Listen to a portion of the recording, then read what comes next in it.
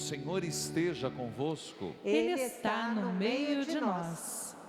Proclamação do Evangelho de Jesus Cristo, segundo Lucas. Glória a vós, Senhor. Naquele tempo, algumas pessoas comentaram a respeito do templo, que era enfeitado de pedras preciosas, com ofertas votivas. Jesus disse: vós admirais estas coisas. Dias virão em que não ficará pedra sobre pedra, tudo será destruído.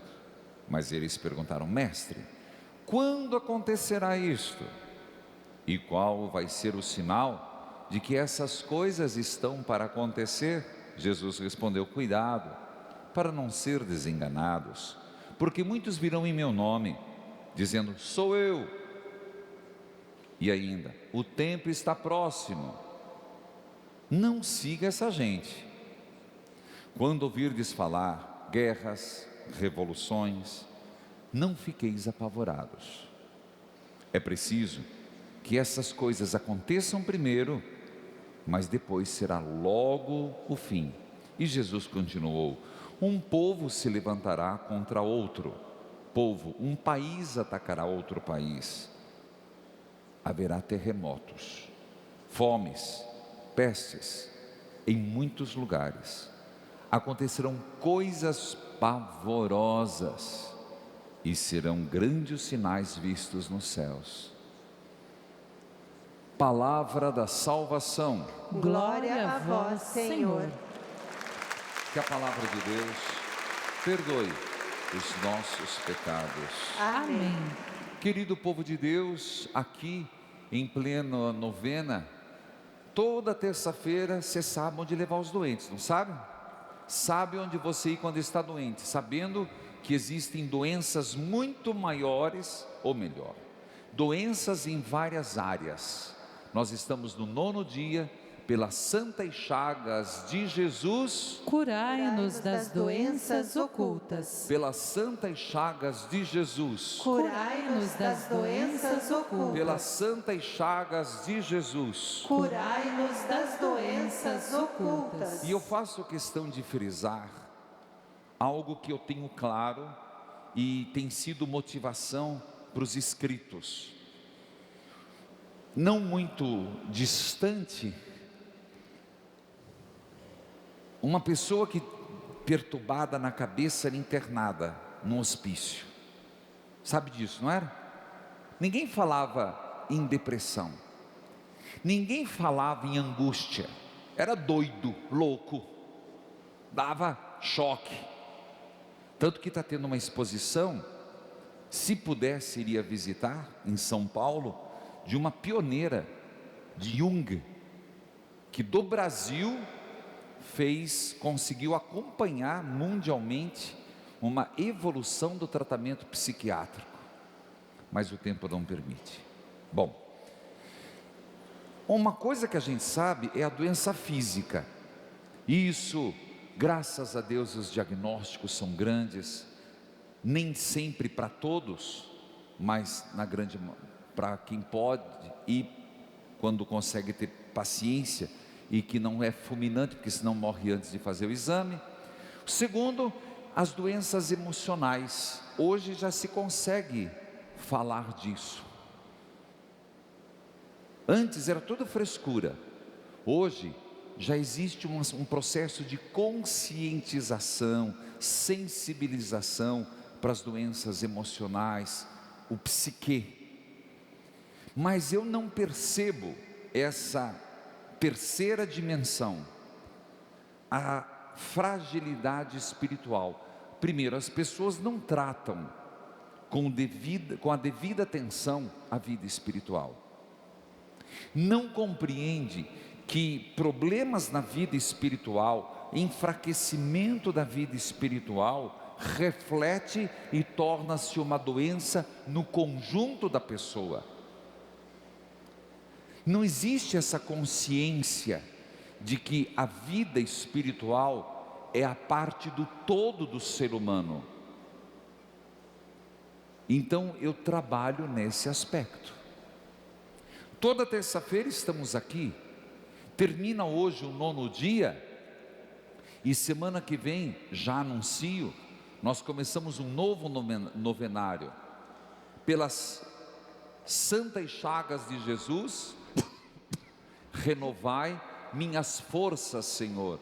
Pelas santas chagas de Jesus, renovai minhas forças, Senhor. pelas santas chagas de Jesus, Renovai minhas forças, Senhor. E eu gostaria que você trouxesse, e durante a missa, nós vamos fazer isso de manhã e ao meio-dia, nas oferendas, as pessoas vão trazer as intenções. Combinado, equipe? Motiva-se, tem a coleta, mas eu quero que você traga aonde você se sente fraco, aonde você está sentindo fraqueza. Você está dizendo: Deus, me dê força, tá? Aonde você está sentindo fraqueza? Às vezes a gente escuta: eu estou sentindo tanta fraqueza, mas é porque não comeu? É fraqueza em que aspecto? Aonde você está sentindo fraqueza? Padre, eu estou precisando ser fortalecido na minha confiança na família. Olha, eu estou me sentindo meio fraco, Padre. Eu preciso pedir a Deus, me dê força, me ajude, me dê força na vida profissional. Essa é a proposta. Hoje, eu começo pelo Evangelho, mas não me aterei a ele. Eu vou à primeira leitura. O Evangelho fala que Jesus ficou olhando o templo de Jerusalém. Ele estava lá. Eu imagino que o templo teria sido magnífico. Eu não consigo imaginar, mas era algo fabuloso, uma das maravilhas do mundo. Pedras preciosas. Você imagina o povo, o judeu, e olha que os judeus são geralmente bem de vida, ou fazendo as suas ofertas, e eram todas colocadas no templo. E Jesus de repente chega e diz: vocês estão maravilhados com isso? Chegará o dia em que não ficará pedra sobre pedra. Aquilo ecoou na vida do judeu de uma forma ofensiva. E Jesus chega a dizer claramente: não ficará pedra sobre pedra. O que é que Jesus está dizendo? Está dizendo que chega em determinados momentos em que aquilo que é aparentemente suntuoso, sólido, mas que é material, sucumbe. Aquilo que era orgulho do povo de Israel, aquilo que era o símbolo de uma nação, iria cair. Se aquele povo não tivesse uma fé convicta, se não tivesse uma fé sólida, se não tivesse uma intimidade com Deus, ruiria com o templo. O que o Senhor está dizendo para nós, meus irmãos? A mesma coisa. Onde está a firmeza da tua fé? Aonde está a solidez da tua fé? No templo? Rui. Num padre? Não pode. Tem que estar em Jesus Cristo. Tem que estar no Senhor. Tudo rui. Aqui nós vamos, a proposta é buscar o alicerce da nossa fé, na pessoa de Jesus Cristo. E você sabe como essas coisas acontecem na vida da gente. Às vezes está tudo bem, e de um dia para a noite as coisas, a gente é pego de surpresa. Como diz a Sagrada Escritura, o ladrão não marca a hora para chegar, que se ele marcasse, o dono da casa se prepararia. O ladrão não avisa. Eu te pergunto, E exatamente por saber que as coisas mudam como o nosso humor muda. Muda igual o tempo de Curitiba. 4 estações num dia. Então a pergunta que eu faço para você, para mim e para quem tem casa: está se sentindo firme? Está fortalecido? Porque dias virão em que não ficará pedra sobre pedra. Eu falo muito com um casal, falo muito na vida pessoal. A gente tem que estar muito seguro em Deus, porque nós estamos sujeitos a tantas coisas, gente. Encontrei um colega meu esses dias, eu fiquei pasmo, mais novo do que eu, um câncer devassalador, um fiapo de pessoa. Aí fazia tempo que eu não me encontrava. Eu perguntei: e aí? Faz 7 anos, acabou minha vida. Do hospital para casa, da casa para o hospital. Aquilo eu levei um choque. E eu digo isso porque nós estamos sujeitos. A primeira leitura, eu falei que ia me ater nela, é de Daniel. Presta atenção, gente. E aqui é outra coisa seríssima. Vou falar de modo geral. Daniel é um vidente profeta. E tem um grande rei chamado Nabucodonosor, aquele que veio e fez a primeira destruição do templo. Ora, então, se destruiu o templo, como é que Jesus viu o templo? Nabucodonosor destruiu o primeiro templo, o primeiro que foi construído por Salomão. Destruiu, não sobrou nada. Pegou o povo e levou para o exílio da Babilônia. No tempo de Jesus, o templo foi reconstruído por Herodes o Grande, no ano 42. Então, é o mesmo templo em 2 etapas. A primeira leitura fala daquele que destruiu o templo e levou todas as coisas sagradas, e principalmente as pessoas influentes e sabidas, como escravos para o seu templo. Só deixou o resto de Israel.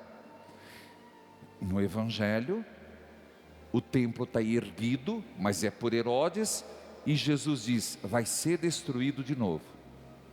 Você vai dizer: é importante o templo? Bom, olha para os judeus que vão no muro da lamentação. Aquele muro é o último muro, o único muro que ficou do templo de Jerusalém. Tamanha importância. Na primeira leitura, o Evangelho eu já falei. Nabucodonosor era o cara, poderosíssimo.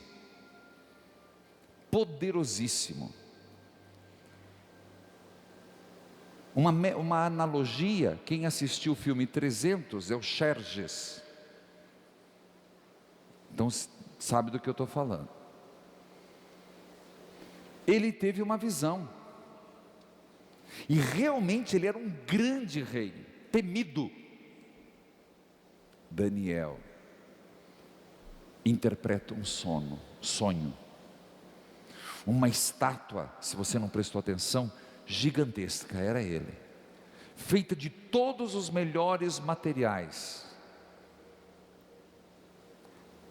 Mas eis que uma pedrinha desloca da montanha, pequena, uma pedrinha que cai. Mas diante de um homem, de uma estátua feita de cobre, de ouro, de prata, de diamante, você podia pegar o que você quisesse, você não derrubaria. Detalhe: havia um ponto que era de barro, os pés, o calcanhar. E aquela minúscula pedrinha foi rodando e bateu no calcanhar de barro. E a estátua inteira ruiu. Daniel disse: é você, ó grande rei,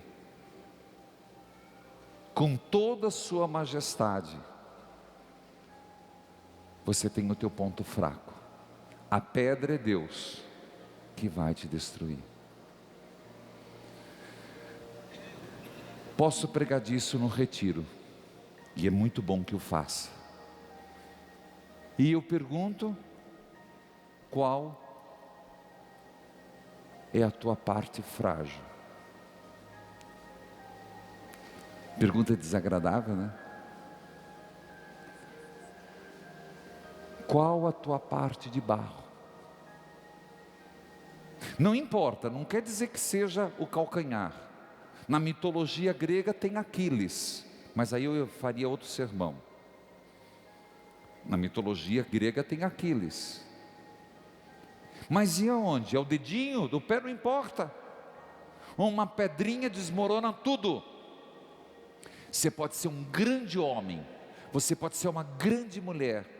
Nos últimos anos você pode ter crescido profissionalmente, você pode ter feito uma transformação. Não descuide do teu ponto fraco. Padre Reginaldo, é para o senhor, claro. Primeiro para mim. Primeiro para mim. E sempre peço: Deus, me ajude, para que o ponto fraco na minha vida não faça ruir algo que é muito maior do que eu, e seria um escândalo para os fracos. Você pensa que eu não rezo isso? Você pensa que eu não tenho meu ponto fraco? Agora a questão é, e aqui faço-me de exortador: cuidado, atento. Não adianta nada a gente ser grande, poderoso, e no sentido, não é só poderoso de dinheiro, nós termos muitas couraças, termos ataque, defesa, e descuidarmos do nosso ponto de barro, frágil. Não é negar, é o contrário, saber: aqui eu sou frágil, aqui eu preciso de proteção. Nabucodonosor descuidou. O povo de Israel não escutou a voz do Senhor. Filhos e filhas, hoje terminamos o 9º dia, mas acredito que nós temos muito a pedir também. Amém. Amém.